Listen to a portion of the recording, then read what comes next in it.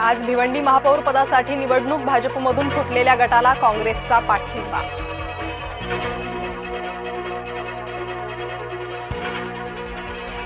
बांगलादेशी घुसखोरीच्या मुद्द्यावर राजकीय वाद पेटला। ठाकरे गटाचे प्रवक्ते अखिल चित्रेंच्या ट्विटनंतर राजकीय घमासान। आज मनसेची बैठक, थोड्याच वेळात रंगशारदा सभागृहात होणार बैठक। निवडणुकांनंतरची पहिली राज्यस्तरीय बैठक।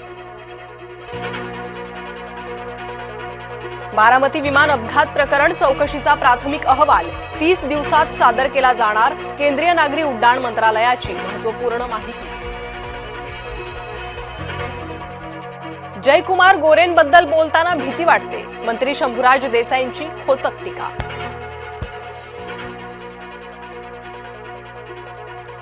सिंधुदुर्गातील किल्ल्यांच्या अभ्यासासाठी निधी मंजूर। शेलारांच्या निर्णयामुळे पर्यटनाला चालना मिळेल, मंत्री नितेश राणेंचं वक्तव्य। एआयचं लोकशाहीकरण गरजेचं, पंतप्रधानांनी मांडली स्पष्ट भूमिका। कृत्रिम प्रज्ञेच्या मानव रूपरेषेची केली मांडणी। सर्वोच्च न्यायालयानं राज्यांना फटकारलं, रेवड्या थांबवा, रोजगार वाढवा, टोचले कान। राहुल गांधींसह 25 खासदारांना गोळ्या घालून ठार मारण्याची धमकी देणारा जेरबंद। धमकीखोराला राजस्थानच्या कोटामधून केलं अटक, पोलिसांची कारवाई। राहुल गांधींना धमकी देणाऱ्यावर कठोर कारवाई करा, अमरावतीत युवक काँग्रेसची पोलिसांकडे तक्रार। देशहित गहाण ठेवून अमेरिकेबरोबर व्यापार करार, काँग्रेसच्या सचिन पायलटांचा केंद्रावर हल्लाबोल।